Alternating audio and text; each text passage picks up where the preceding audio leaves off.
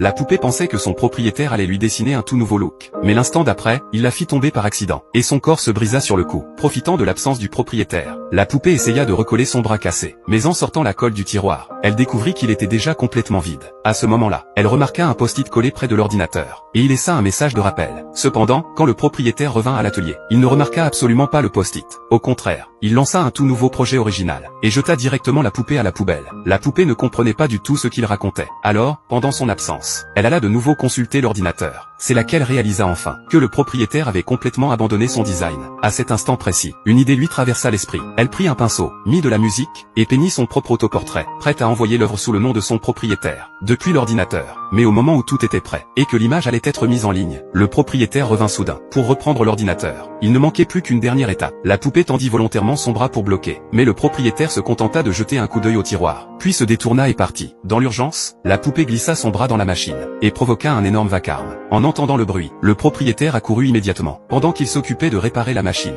la poupée envoya rapidement tous les fichiers. Quelques jours plus tard, le propriétaire reçut une notification. Il avait gagné un prix. Alors qu'il célébrait avec enthousiasme, il découvrit avec stupeur que l'œuvre récompensée était en réalité l'autoportrait de la poupée.